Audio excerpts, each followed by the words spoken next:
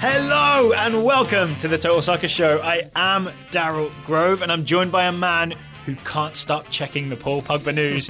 It's Taylor Rockwell. Hello. Hello. Well, yeah, in the sense that I check it about once a day. But at this point I've learned You've checked it 3 times this morning. Well, that's true. But that's because I know that it's going to happen today or tomorrow. But yeah, before then I had just given up because there's so many fake Twitter accounts saying that this is happening or this isn't happening, and then he himself, as we've talked about many times, I think was enjoying tugging at people's heartstrings. A little bit. So he had no problem saying, oh no, I'm staying at Juventus, as he's on a flight to Manchester. So we will talk Paul Pogba later in the show when we discuss Manchester United's 2-1 win over Leicester City in the Community Shield. But ladies first. US Women's National Team beat France 1-0 in the second game of the Olympics group stage. Not an impressive performance, again, but an impressive win. Yes, I think so. Because at least this time it's against, the number 3 team in the world, if you want to go with, I wouldn't even go rankings because I'm not sure where they are on the rankings, but at least in terms of this tournament, and certainly in the group stage, the hardest team the United States is going to face, to get that 1-0 result against a team that looked very strong in the first half, I'd say you have to give the U.S. some credit. So I noticed you took issue with some of the halftime analysis I did. on NBC Sports. Yeah. So I was thinking maybe we could talk about what you didn't like about it and see if we can go one better. Sure. I think I get really frustrated because it seems like because the United States are the reigning world champions and rightfully so have this reputation as being the best team in the world, I think commentators and analysts tend to approach it as what are they doing wrong? Mm-hmm. And if they're not winning 7-0 every time. Why don't they have, how can they get rhythm?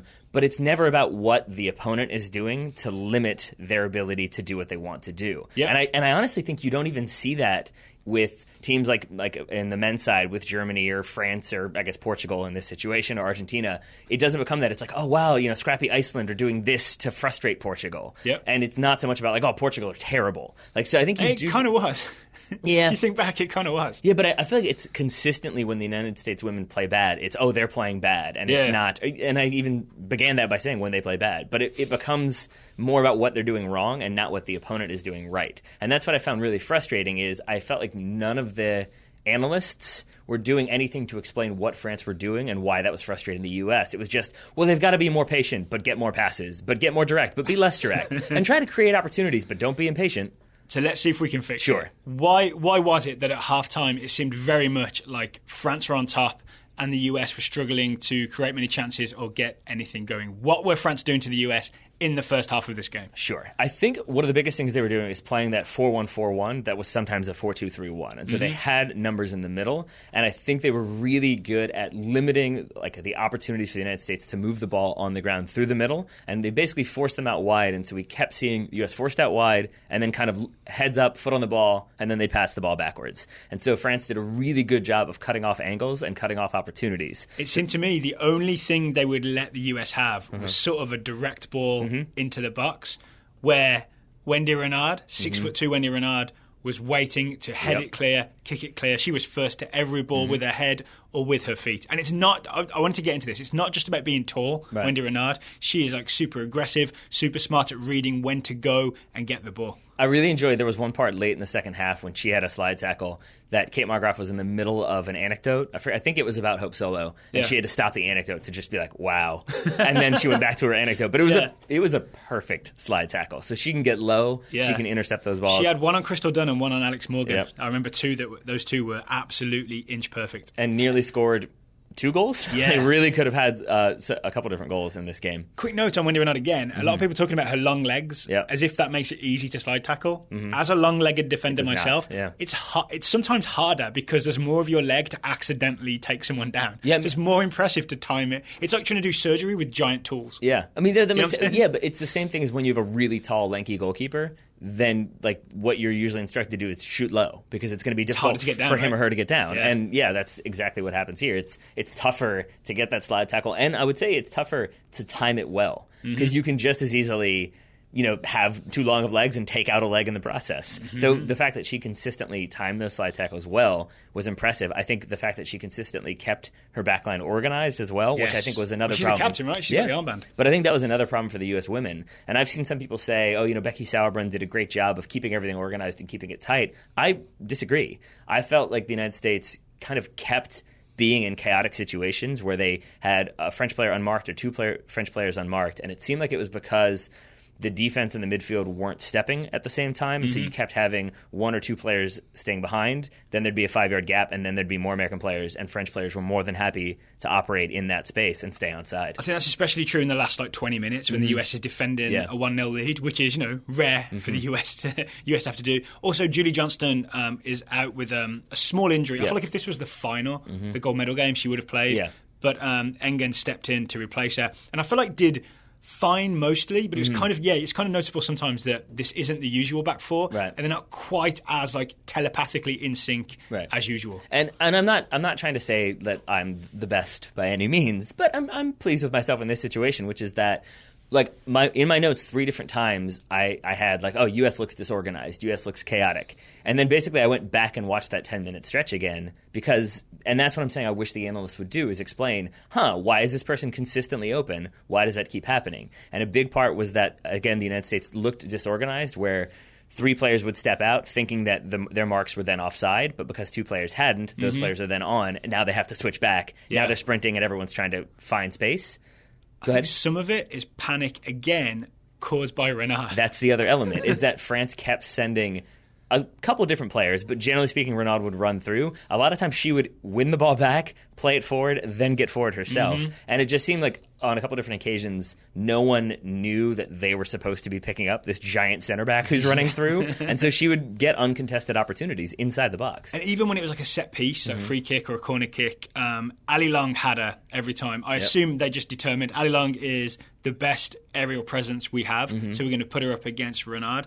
And it's still it's not enough. And it's almost unfair to criticise Long for not beating Renard in the air. Yeah. Right? Yeah. And I think it was your point, right? That there was the free kick early on in the first half where Ali Long has her and then basically just can't hang with her. Yeah. And ends up having to retreat to a defensive position and then try to get the ball. Renard moves to meet it and she's going to win first. But that... most of the time, I think Ali Long is going to win that ball. Just when you come up against world-class opposition, it becomes more of a challenge. 99% of other players, maybe Abby Wambach beats her, who's now retired and plays for the same national team. But most of the time, Ali Long's winning those balls. I think in Renard, you've just got such a dominant presence that I almost want to just forgive the US for not being able to handle it. See, but that's what I'm getting at with my frustration with the analysts and the color commentators. It's that if you can explain that, if you can explain how France are doing these deliberate things to throw the United States off, and how they've got this one player who's more or less unmarkable at times. And they were setting picks and doing all sorts of clever things to free her up even more. And if you kind of set the table with that and you kind of explain that that's what's happening so everybody knows, then this, it's kind of unimpressive and they got a 1-0 victory becomes far more impressive, because then they got out with a victory, they shut down a player who did get opportunities but didn't get on the score sheet. They adjusted their game plan so that they did get more possession and then also were more okay with going direct. I think it then makes that win much more respectable and much more commendable. I agree. I would say, though, that we have had the benefit of being able to go back and look at things, whereas I feel like halftime analysis is very much like, I'm on TV, I've got to say something. Yeah. Right? And that's why I think you end up talking in generalities, because you don't want to go super specific when you haven't had time to go back and rewatch the footage and make sure that you're talking about the right player. Right. And that's where I almost think that it behooves that halftime analyst to just focus on one or two things. Yeah. And you try to pick up a trend early and see if that trend actually develops. And that's usually what I try to do, to be honest, is in the first half, if we're doing something live, we do the kickers USL. Yeah, I'll focus on Carly Lloyd, who's probably going to be the linchpin, and then I'll focus on Ali Lloyd, excuse me. See, you get in trouble. Yeah, exactly, because she's going to be the more defensive-minded. So I'll try to focus on those key elements and then see how it's developing. And instead, I guess I just found myself frustrated by they're going to be looking to get the ball in behind and create more opportunities. It's oh, really? Are they? They're going to try to get more opportunities? Well, they did in the second half, and I think we should talk about what the US did to switch it up and to fix that in the second half, resulting in that goal from Carly Lloyd in the end. Let's do it. Well, first of all, they had a player by the name of Tobin Heath, or Tobinho, as I guess she's being called in Brazil. Is that right? Yeah. Have you seen that thing that it's Twitter search results in Brazil for Tobin Heath went up 10 times after this game or during this game? Yeah, because she did some pretty impressive footwork. But Tobin Heath aside, it seems like in the first half, the United States resorted to direct balls over the top, basically because they couldn't get through the middle. And it seems like Jill Ellis made the adjustment to make that an okay thing. It became more of a weapon than a last resort. Yes, and I think it's all about Alex Morgan. I noticed in the first half there was a lot of Alex Morgan coming deeper and deeper to try and receive the ball to feet, and couldn't get through that defensive midfield with Amandine Henry was just picking things off. US had stacked the central midfield, and then forced the US into the long balls that Renard just headed clear. And I think instead, it looked to me like Alex Morgan was told, all right, second half, stay high, stay on the shoulder of these defenders. I know they're bigger than you and faster than you, but we're going to play balls in behind for you to run onto.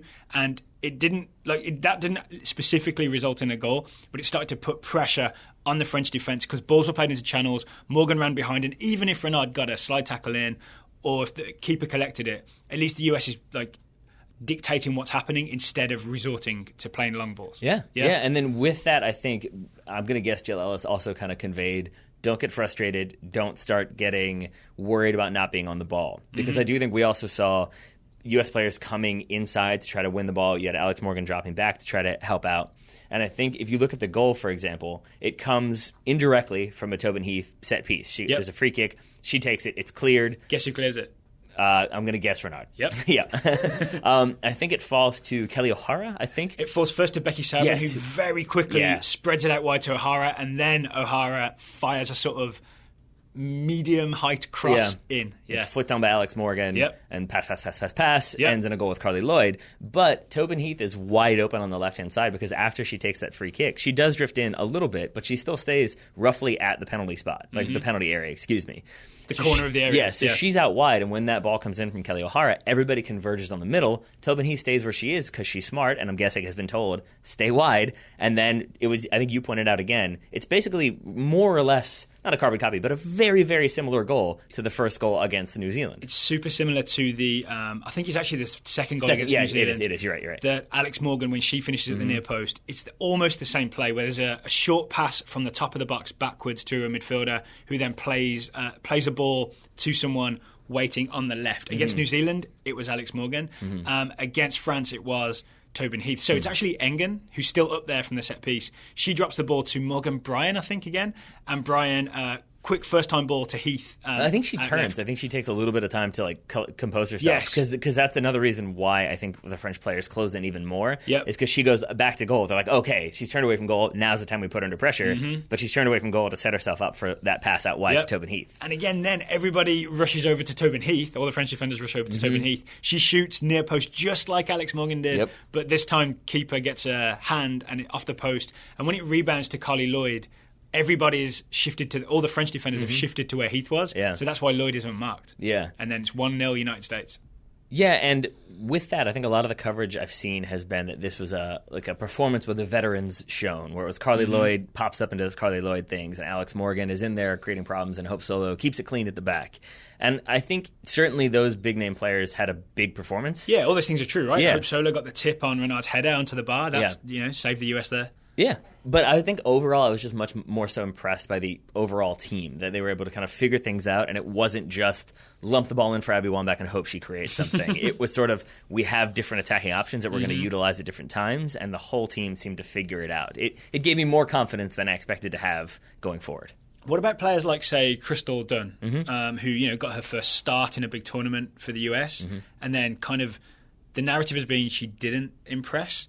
But part of the thing I was thinking is that she kind of did a really good job in terms of just working hard up and down that right wing. Yeah. And it's kind of telling that in the end, the US had to get Kelly O'Hara play farther forward as an extra right back up the right wing, and Ali Krieger in behind. And I think it's all to do with Louisa Nashib, who is playing under her married name, which had me confused temporarily, Kadamuro. She got married, I think, this year. But she plays sort of attacking from the left, right? So I sort of just want to make the point that maybe people have been a bit hard on Crystal Dunn being, quote, disappointing, when she was actually doing some really hard work, tracking up and down and providing some cover against the threat of Louisa Kadamuru Nashib. I will say, though, that one unfortunate element is that she did pick up that yellow card. And I do wonder, because I expected that we'd see Mallory Pugh start in place of Tobin Heath and Crystal Dunn stay where she was against Colombia. Pugh was tracking a bit of an injury, I think. Yeah. And now we've got that yellow card. If you're Jill Ellis, do you want to risk getting a second yellow and then having that suspension once you get to the knockout round? Yeah. So maybe we don't see Crystal Dunn. I'm not really sure what will happen. Game. Yeah. Do you want to talk about the Colombia game then? Yeah, sure. Okay, yeah. So the US has 6 points. They are top of Group G. I think they're in Group G. They're top of the group, but they don't necessarily finish that way because it's goal difference, not head-to-head, right? So the final game against Colombia, the US needs at least to win, right? So Colombia not doing so well. Lost both their games. I think they lost 4-0 to France, lost 1-0 to New Zealand. But it is a chance to maybe switch it up a little bit with the pressure off. So what do we do here? For example, does Alex Morgan start again, or does Kristen Press? I think she doesn't. I think Alex Morgan gets a rest. She did pick up a knock at the very end of the game. Don't know how severe it was. She was lying on the floor, wasn't she? Yeah, she was down, and then she was like limping and stretching. It looked like maybe it was her hip. So I wouldn't be surprised if she gets a rest and maybe Kristen Press comes in. Outside of that... Kristen Press starting at forward. A lot of people will be quite excited to see that. Yeah, and we might see our first glimpses of Megan Rapinoe in this tournament. Some people have speculated. I mean, Steph Yang, when she was on the show, was saying that she expected to see Megan Rapinoe later in the group stage, maybe the first knockout round. In a basically a game that you don't necessarily need to win. I mean, obviously a point secures you top spot in the group. So maybe we see her start. Maybe we see her get a half in this one. I wouldn't be surprised with that one either. What else we got? So Mallory Pugh's the question because she's possibly carrying that injury. The question is, do you get her in, get her back playing again, or do you give her even more time to rest up that injury? Same with Julie Johnston. Yeah, I mean, it's because again, it's only an 18-player squad, and so you can only rest but so many players. Yeah, so maybe you don't risk maybe Julie Johnson and Becky Sauerbrunn each get a half.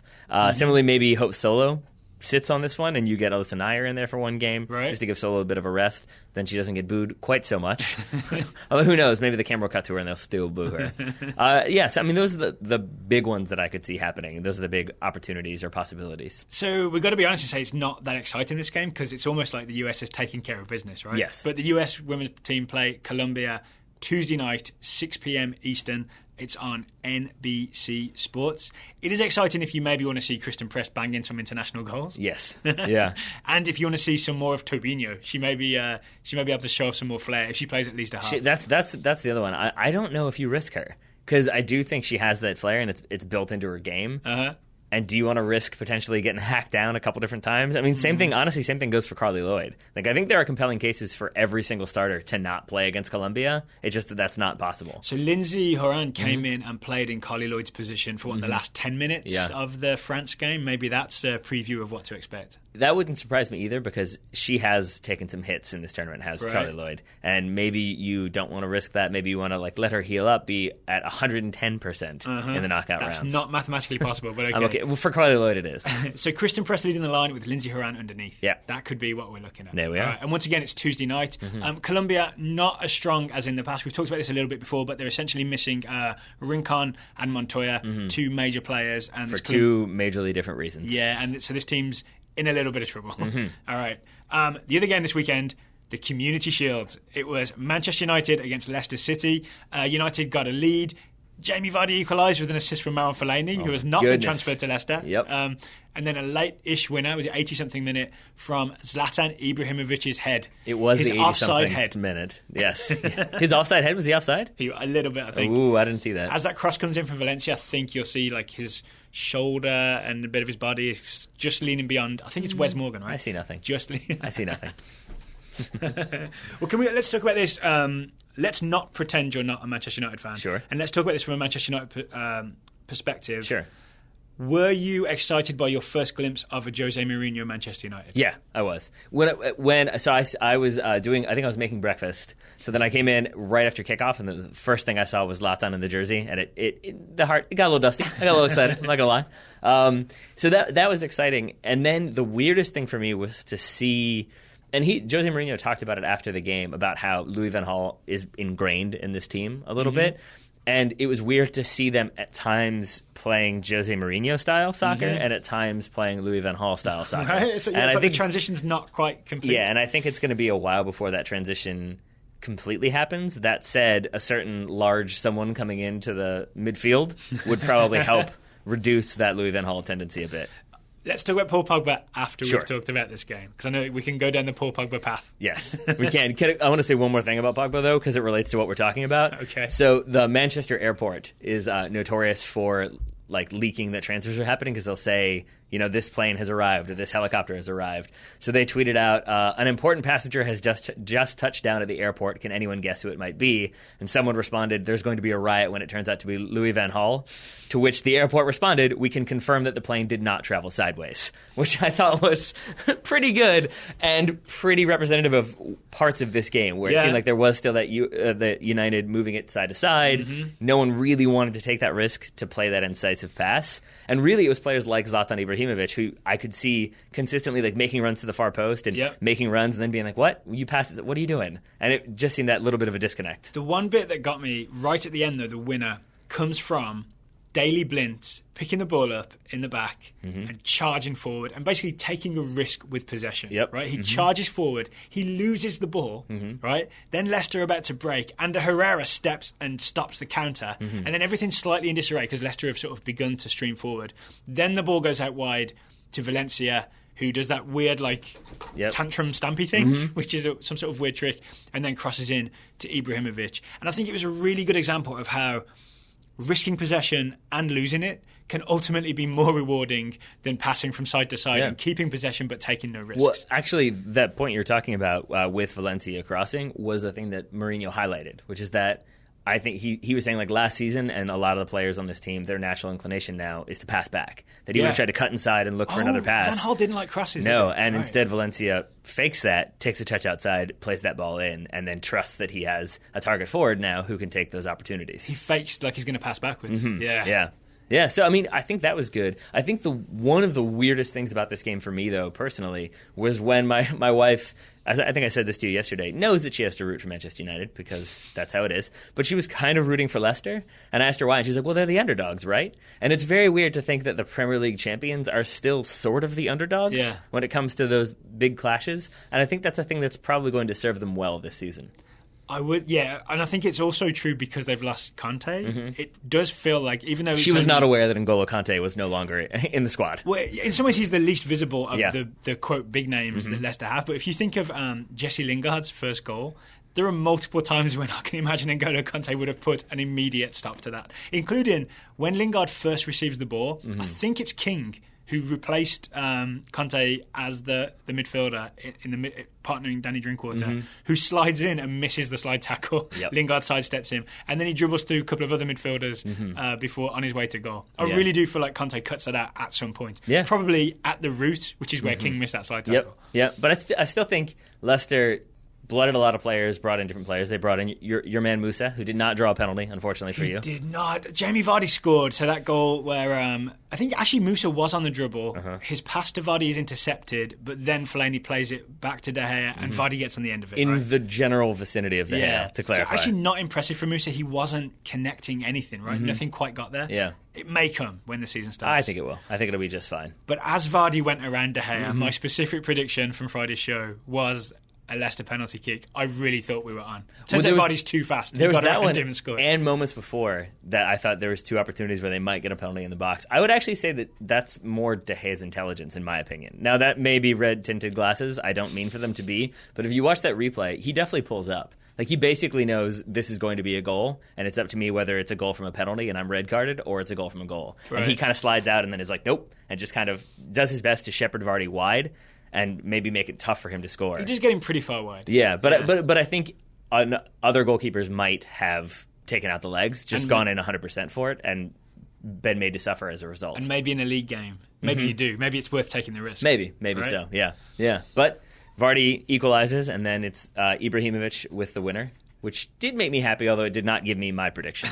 Can we talk? Oh yeah, yours was that they'd score like an unconvincing goal. It was basically like a United new boy would score an unimpressive goal. And I think that Zlatan hung up in the air and scored from 12 yards out on a header off the post. Morgan. Yeah, it works. It's pretty impressive. What do you think of the Zlatan-Rooney partnership? So technically it's Zlatan is the high centre forward, Rooney's like the number 10 underneath him, but they seem to drift around a lot. I almost saw Zlatan and Rooney coming deep, and then Lingard and Martial, the wingers were the farthest forward in a lot of cases, which I actually thought kind of worked well, but it had me worried for that Zlatan-Rooney connection. I think there's reason to be worried. I think that's I think it's a problem. And I'll say I felt that before I saw articles by both Ian McIntosh and Michael Cox saying this is a problem because I think Rooney was playing that holding midfield role. That's a rough combo because it's a really good tactical reader of the game and a really good emotional reader of the game. Yep. Like a narrative reader. Yeah, and both of them picked up on the disconnect. And I think it was that Rooney, maybe it is just, again, that time thing where he's used to being the holding midfielder, the more deep-lying midfielder, as he was last season for United and for England this summer. I don't think he ever got fully used to that. Yeah, but it is fair to say that when you practice that in and out every single day under Van Gaal, who isn't going to let you go out and have fun, it's going to be, no, you need to do what I say you need to do. It probably becomes a hard tendency to break. But that said, it just seemed like Rooney... They weren't very in sync, the two of them. And so the passing wasn't very good. They didn't seem to be able to anticipate what the other one was trying to do. Sort of like Musa and Vardy in the second half. Yeah, except it's Wayne Rooney and Zlatan Ibrahimovic, which is going to create a problem, not even just from a talent standpoint, but because papers are going to find stories where they need to find stories. And I think a lot of newspapers like to find stories that are critical of Wayne Rooney. They do, right? Yeah. Oh, we talked about this off air a little bit. I have a theory that because Wayne Rooney... sort of, in a weird way, looks older than he is because he's not handsome in the Cristiano Ronaldo sense. He's not chiseled. He's a bit more, I don't know, you know what I mean, round-faced. And then he's had some dodgy incidents in his past, and he has a funny accent and kind of talks with a high-pitched voice. But everyone's ready to take him down, right? They've been waiting for 3 or 4 years to really knock him off his pedestal, to use a Manchester United. And I think we disagree because I think that there's reason to knock him off his pedestal. I think he has looked relatively unimpressive. I think he looked not very impressive last season, and we'll see what happens this year. But he had an assist in this game. He did. So there's that. Is that what you're clinging to? Well, it's kind of a joke assist because he squared it to Lingard, and then Lingard beat 5 people and scored. Yeah. And so, but actually, that's a good example for me. Is look at the explosiveness of Jesse Lingard, who I would say most people would say is absolutely a bench player for Manchester United, and you wonder if that run with the how explosive it was, how it was. Yes, Schmeichel gets a hand to it, but it's still a good finish after beating a bunch of players. That's a run that maybe younger Wayne Rooney makes. And maybe Wayne Rooney today does not make. So I guess what I'm saying is it seems like maybe with other players, you put them on the bench. Jose Mourinho has made it clear that he doesn't let reputation influence his decision-making when it comes to Bastian Schweinsteiger. So then you wonder if he would be okay with benching Wayne Rooney in favor of a younger player. I feel like we're going to talk about this more as the season progresses. It's possible.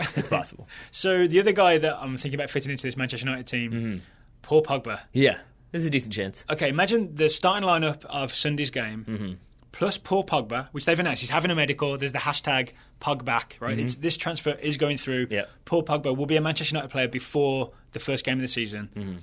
Where does he fit into this Jose Mourinho 4-2-3-1/4-3-3 type thing? Does he replace Wayne Rooney, one of the wide guys? Does he replace... He replaces Fellaini, would be my guess. Fellaini. Okay, so he's going to be a deeper lying midfielder. I would say so, yeah. Okay. I think, more similar to what we saw him do at times this summer for France, in that sort of starting from deep and then charging forward. Yeah. I think he's when the one... they had Man Utd and Pogba as the two deep, And I think they'll keep Carrick there because he is more of that passer, the slow passer. He can, put that ball 30 yards or 40 yards through 2 defenders. That's more his game. Whereas I think Pogba can do that too, but it's also going to be about charging forward, using that kind of dynamism to create opportunities and be the one who can make that surging run instead of your center back having to do it in the form of Daley Blind. Yeah. And that's what I'm saying. I think Marouane Fellaini isn't going to do that for United, so it makes more sense for me for it to be Pogba there. I feel like adding Pogba to that midfield is like a little nitro boost. You know what I mean? Like everything, the tempo goes up and... You get this extra level out of your midfield. I like to think that Jose Mourinho got a message from Ed Woodward right before the game started that was like the owners aren't so sure we need Pogba. And he was like, oh, really? Then I'm playing Fellaini. and we'll show you what happens. Actually, the more I think about it, though, it seems to me that Fellaini is... I know he had the horrible back pass to Vardy. He does seem like a Mourinho kind of player. He is. Mourinho loves a big player, loves a guy who will do a job, loves a tall player who will score headers. You know what I mean? I can see him thinking... All right, Fellaini and Pogba next to each other in midfield. We're going to win every midfield aerial ball with those two guys. Yeah. That's a thing I like. Yeah. I mean, so I think he'll stay. I do think that. I'm sure there's going to be a couple more names out the door before this window's over, but I have no idea who they're going to be. Before we move on, can we talk about the Juan Mata substitution for Mkhitaryan? Sure. So Mata subbed into the game. I think played right wing for a bit. Yep.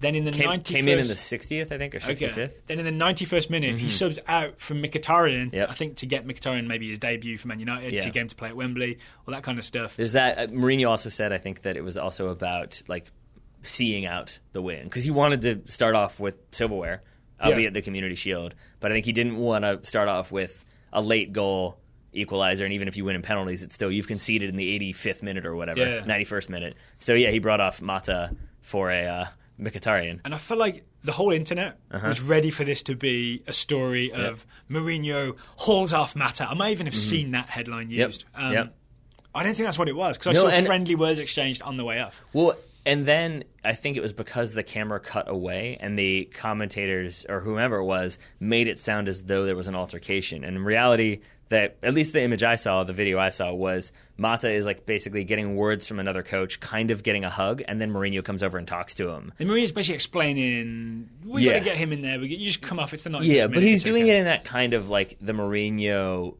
animated, but kind of, you can tell, not being 100% serious. It's not like, look, I'm telling you what to do and you just need to be okay with it. It's more like, oh, we must make changes. And it's like, you can tell it's a little bit more relaxed. And it ends with Mata smiling, albeit in sort of a bemused, like, what sort of way? It's weird, but it's also not that bad, right? If it was the 80th minute, I would get it. Because it's literally added time. There's no, it's kind of garbage time in a way, right? Yeah, so I think there's not much of a story there. I think the story you are going to start seeing a lot of, and actually I want to hear your take on it, because we haven't really discussed it very much at all, but it's something that a lot of people have brought up, is Pogba's transfer fee, which, and not even just how much it's going to be, but just that it's a player that they let go for free that is now coming back for way more than free. And I'm wondering if you think there's much of a story there, or if you think that's embarrassing or bad business, or what your take on it is as a neutral.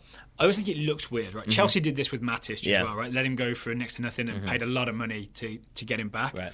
I sort of think that you shouldn't let that potential embarrassment factor of paying for something that you once had for free stop you from doing it if that's the right player. And with Matic for Chelsea, it absolutely was the player they needed. So why not, right? And if Pogba is the player Manchester United need, why not? Because the guy, honestly, if he'd stayed at Manchester United, had been kept out of the first team and didn't have the experience he had at Juventus, he's not the same player. So it's not as if you would have had the same player. He's not magically that Pogba. You know what I'm saying? So you're paying for this version of Pogba that is exactly the player you need potentially right now, or at least Mourinho thinks it is. So it's kind of okay. Just potentially embarrassing. If anything, it's a lesson to not stockpile all the good young players, because then you're just setting yourself up for embarrassment. I think if there's anyone that you could be critical of, it's probably Sir Alex Ferguson, and not just because he let him go, but I think more so because if you look back on that and given the time period, I think it was before he had announced his retirement that it was going to be his last season. You then start to wonder if bringing players back was maybe his way of trying to, and maybe it was even the wrong season, but I think it was more about him getting towards the end of his career and not really wanting to develop a youngster, but bring Paul Scholes out of retirement because he knows what he's going to get. He can win another title, and then he can peace out. That's my feeling on the topic. That makes sense, but I'm going to move us on before you turn this into a Manchester United podcast. You sure you don't want to talk more about it? Okay, fine. Well, we'll talk more Man United, Leicester City, and all the other Premier League teams over the next 2 days. We're going to do a big two-part Premier League preview where we're going to do a specific prediction for every single team in the Premier League. 10 on Tuesday, 10 on Wednesday. Sound good, Taylor? Is plan. Is plan indeed. Moving on, we have got responses to a question we put out about the U17 age test, which the Nigerian team failed at the U17 Africa Cup of Nations. Some of them failed, right? Not the entire team. Enough players failed that enough that it was a problem. So we said, how does an MRI determine your age? Is it like counting the rings on a tree? How does this work? We got responses from Christian Geppert, Jessica Mendoza, and Gillian Avalon, all who have various degrees of expertise in this field. Yes, and the basic answer is that it's all about the closure of the growth plate on your wrist. And that's the only part that's MRI'd, right? It's not a whole body MRI, it's just an MRI of the wrist, and the growth plate closes when you hit around 17. Which now I'm opening it up more because my next question becomes, if you're just getting the wrist, have you had to have an MRI before? I've never had one. It is not fun. You're in that tube and you're not allowed to move, and you're just kind of sitting there waiting and waiting and waiting. My wife had one and she described it to me, and it's not fun. Because it's definitely like, stop moving. You get that through the microphone. You're like, I'm not moving. And then you move to respond, and like, don't respond, don't move. It's like, okay, I'm sorry. But it makes me wonder if... so you're going to owe us thousands of dollars for this, by the way. Thanks for that. But it makes me wonder if there's like just a wrist MRI that they like put their wrist in and then it scans that. I think that's what it is, yeah. That's fascinating. Because then you don't put the player through the whole trauma, right? But basically at 17 or 18, roughly, the growth plates on your wrist are closed and they're no longer visible on the MRI because the plates are fused. Yeah. So essentially, if they're visible, then you're 17 or under. If they're not, then you're older. And there's like some, I guess, wiggle room where it's if they can even see like a tiny, tiny little bit visible, then they'll let you play. So like some 18-year-olds might sneak through, but generally speaking, but like a 22-year-old, they're going to know, or even a 19-year-old, they're going to know. And so then it should be called the Growth Plate World Cup and the Growth Plate African Cup of Nations for U17s, because that is what determines it, right? Yeah, and there are apparently outliers, but it's like 1% or fewer people would have a closed growth plate before the age of 18. So in other words, the test is 99% accurate, yes, which is pretty good. Yes, exactly. And then you compare that to the number of players that were ruled out of that competition, and you get to see that it was more than 1%. Yeah. So thank you to Christian, to Jessica, and to Gillian for filling us in. I'm very excited that it seems like we can put out any question to our audience, and we can get back an answer. It's like we've got our own version of Wikipedia or Google, right? I mean, or maybe our listeners have Wikipedia and Google, and they're just more diligent than we are. We seem to get people who have expertise in these fields for whatever it is. We had one about the Corellius effect. We had maternal chimerism. Oh, yeah. Came back to us, thanks to Jason Fleischer. All right. It's a diverse group of listeners, and I like it. Speaking of, we have a listener question. Today's listener question comes from Drew Samuels. Drew emailed this to contact@totalsoccershow.com. Drew's question is about half spaces versus channels. So when we first got this question from Drew, I had no idea what a half space was, or at least I'd never heard that term. But Drew helpfully included a link to the website, German website, Spielverlagerung, which is very sort of heavy theoretical, tactical website. It's just the right side of academic to be digestible. I think that's fair. Yeah. And essentially, a half space is you got your left wing, you got your right wing, you got your centre, and the half spaces are the bits in between the wing and the centre. Right, so it's almost like the two seams that are just off to the centre. Yeah, that makes sense. And the idea is that if you receive the ball in the half space, I know this because I read the link at Spielverlagerung, then you sort of have a greater field of vision and more options to pass. So it's better to be in the half spaces than out on the wing or stuck in the middle. Fair? Yep. Okay, so Drew's question is... Still with you. Are the half spaces anything actually revolutionary and worth close consideration, or is this just a hipster way of renaming, quote-unquote, the channels, as in a traditional 4-4-2 where the two strikers are expected to run the channels?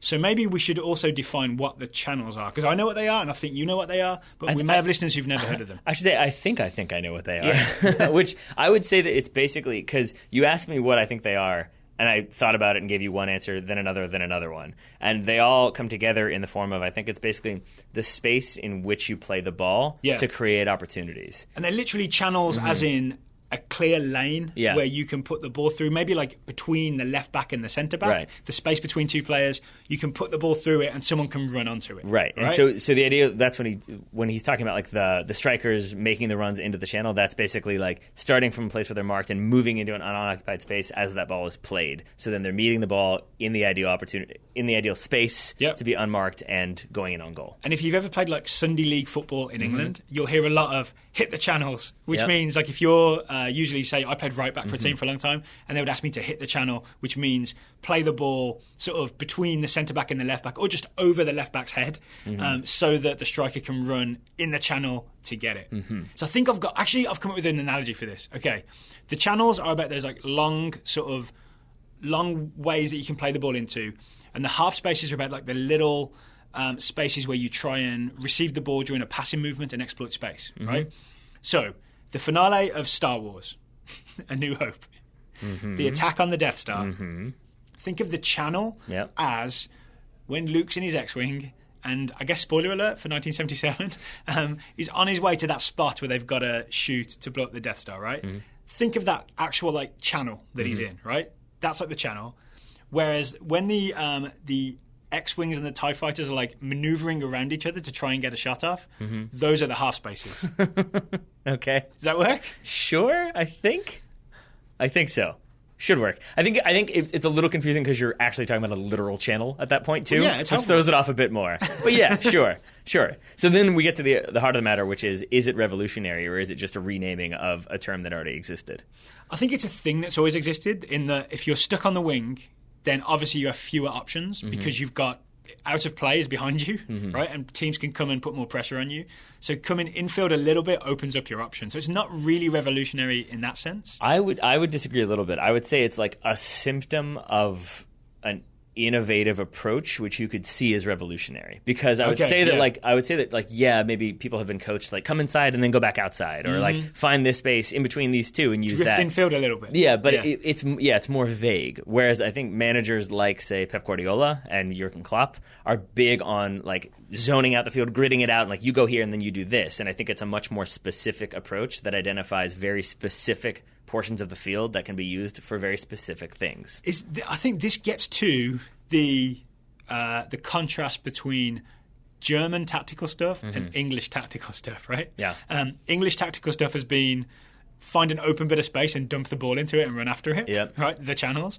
Whereas the German thing recently seems to have been taking things that already exist, like this drifting in field to find a bit more space and maybe have more options, and actually giving it a name and then being able to analyze it and maybe do more with it because you've identified it and named it. Do you know what I'm saying? I also think there's like an element of like maybe it's a word association thing, because if I say channel, the first word that comes to mind is probably English, and if I say half space, I feel like the name that comes to mind most readily is Thomas Muller. So it makes sense to me that then it's the Germans who are the ones who are utilizing that half space. They seem to be the nation that's thinking the most about spaces. It used to be the Dutch. Now it seems to be the Germans. Yes. At least in the blogosphere. So I guess since we've talked about it so much, I will put a link to the Spielverlagerung page about half spaces in the show notes to this episode. Yeah, and I think it also. Going back to Van Gaal for a second, it's also really interesting because it helped me understand a bit more how hard it can be to be a professional soccer player. Because you think of it as like, oh, you just got to stay in peak physical condition and you got to do all the things that help you to be the best athlete possible. But then you look at the grids that are drawn up and how each grid has its own role, and you have to know exactly when you're in that grid on the field, and you realize just how much work it takes to understand a system and why it takes a while to implement a specific system. Absolutely. I've even seen Diego Simeone's Atletico Madrid training field has like all these zones marked out on it, so people know where to be and like what the system is and when to press. And weirdly, it makes me like, because I've heard people criticize portrait drawing when it's done with a grid, because it's like, oh, it doesn't really require that much artistic spirit and interpretation, because you're just having it correspond to a grid and you draw that square and then you're good. And I did have a momentary like, is that the same thing? Is it like the grid takes away artistic expression and forces you to do a specific thing in a specific square? Or is it gives you a construct, it gives you a guide to what to do, and then you can sort of express yourself within it? I feel like it maybe also comes down to your guiding philosophy on how you see the world and operating therein. That's why it's interesting. Yes, but that's maybe a conversation for another day / an intro to philosophy class. Final thing on today's show, Taylor, TSS scouting reports. We've just printed them out. We have 1, 2, 3, 4, 5 scouting reports to share with our listeners today. These are some of the most exciting young players in world soccer. We have TSS listeners with eyes on them, emailing in, letting us know what they are up to. You mind if I kick us off with a report from... Please do. Ryland Arnold.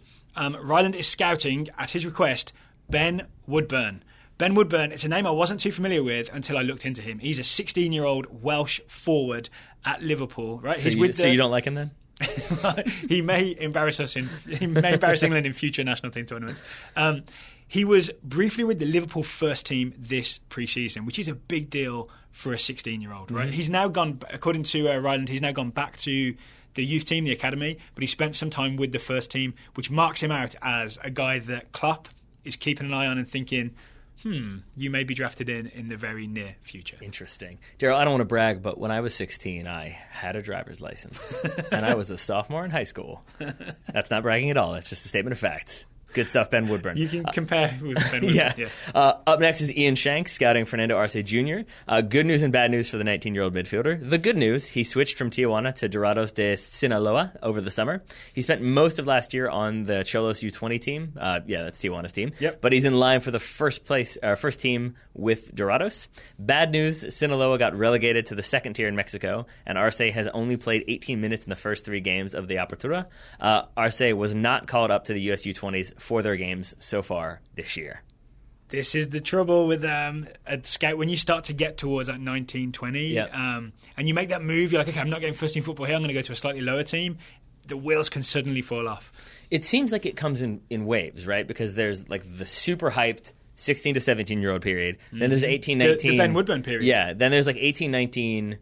Is he delivering or is he going to need a move? Then you have like maybe 20 to 22, 23 where you can fall off a little bit. He should be playing. Yeah.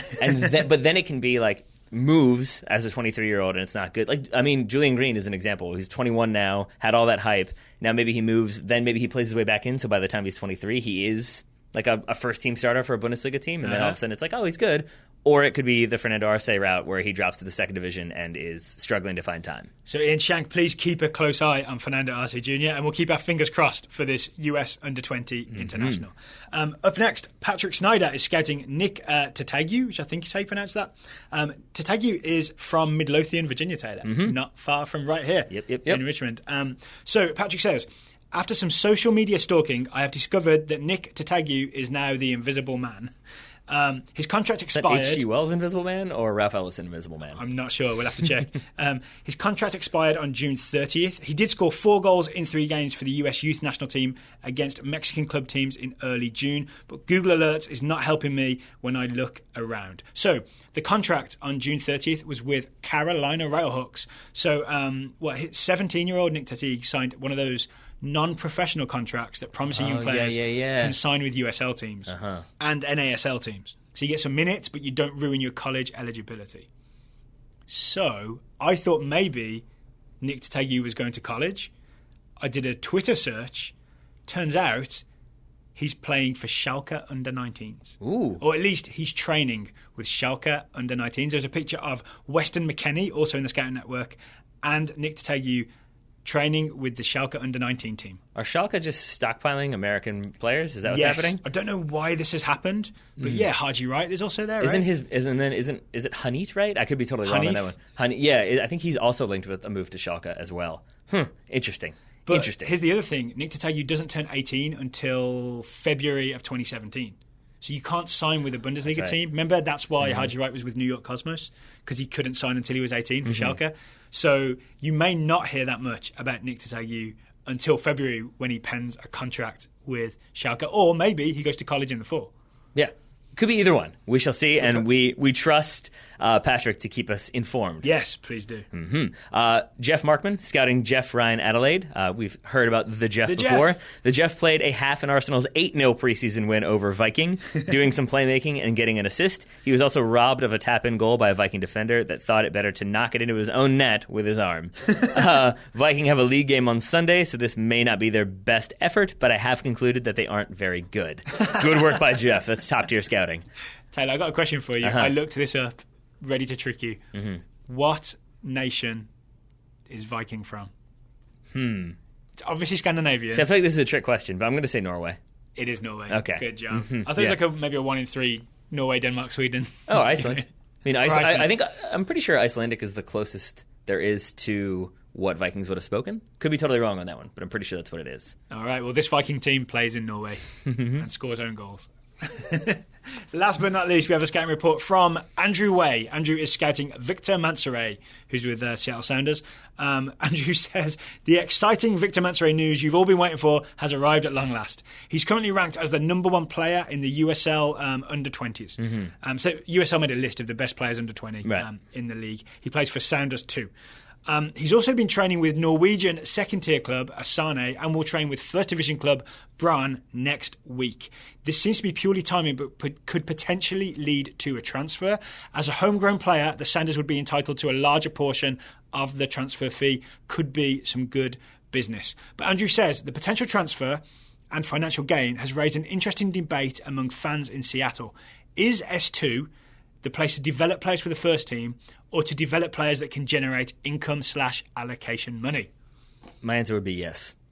Both things? Yeah, it's both. It's basically you develop young players that have potential, and then maybe they can come in, maybe they can deputize if you've got an injured player, you need to fill some space. But then maybe if they don't necessarily come good, you can sell them on to other clubs who are in need of players. Yep, so they can be the next big thing, they can be squad filler, or they can be sold on for at least a little bit of profit/allocation money. And actually, Andrew agrees with you. He says, I think it's both. Yeah. Yeah. And that's a really well-functioning academy, right? Yeah. And sorry, a well-functioning reserve team. Yeah, I would say if your reserve team is consistently the thing that's fueling your first team, technically affiliate team. Yes, but they're called Sounders too. Yeah, but I think it's like if consistently your first team, the MLS team, is being filled by those up and coming players, it's maybe not a good thing. You don't want your reserve team to just be filling spots. You want it to be a combination. So you want some players to fall off, some players to be exciting and maybe generate some money for you, and some players move to the first team. It's better to have multiple avenues as well for your players on Sounders too, rather than it's either they make the first team or they go work at the fish market. You know what I mean? Yep. You can have multiple options. I think Ladero already worked at the fish market. He did briefly. I don't think that was a full-time contract. No? You don't think so? Okay. Speaking of Ladero, he had an assist to Clint Dempsey in the Sounders 3-1 win over Orlando. The other 2 assists to Clint Dempsey came from Jordan Morris. So it's a Dempsey hat-trick, a 3-1 win for Sounders, 2 assists from Jordan Morris. And I think, as I said on Facebook, he used quick feet and quick thinking to set up 2 of those goals. And I want to say, when you say assist, it's not the Wayne Rooney to Jesse Lingard assist. Oh, no, it's much closer. It's a FIFA assist where you dribble in, you pull the goalkeeper out because the goalkeeper then tries to take it, then you square it to the middle for your wide open forward to tap it home. 2 in a row for Dempsey. Yeah, it's like he's learned that move on FIFA and said, oh, this could work in real life. Yes. Yes. And I think that's unselfish, intelligent play from Jordan Morris. And then there's always going to be that one person who says, he's got to be finishing there. He's got to shoot. And it's like, no, he doesn't. He's got to help get a goal. He's got to help his team win. And I haven't watched the Sounders in depth this season. I do remember us talking about Sounders last season or the one before, where it was all about the Obafemi Martins Clint Dempsey partnership, and it was almost like it didn't matter that nothing else worked. If those 2 could just pass the ball down the field and break defenses open, Sounders always had a chance. Obviously, Martins left to go and earn loads of money, but it seems like Jordan Morris is beginning to form this partnership, and it's now. Dempsey, Morris, Ladero, and to be fair, season started in March, it's now August. It's actually an acceptable period of time to think that's how long it should take to form a partnership. Yes and no. Because I would say that a lot of the stuff I read about Ziggy Schmidt departing, a big feature of that was Obafemi Martins also departing. Yeah. And how then the Sounders could kind of rely upon, as you said, that creativity and craziness where those 2 players can just create something from nothing. When you lose one of those players and your offense is built on, maybe we'll occasionally score team goals where it's building and building and building, but sometimes it will just be a series of crazy 1-2s between the 2. Yeah. If you remove that and you don't kind of plan in for an immediate replacement, it becomes an issue. Well, I don't mean more as an organisation. I think I meant more on Jordan Morris. I see, it's acceptable to expect it to have taken this long for this great partnership to be formed. Yeah, I would say maybe one of the criticisms with Ziggy Schmidt is that the plan was defend well plus Oba magic. Yeah, exactly. You know what I mean? Exactly. But well done to Clint Dempsey. Hat-trick. Still got it. Still got it. It has that feel of old generation, new generation as well. Yeah? Yep. We shall see.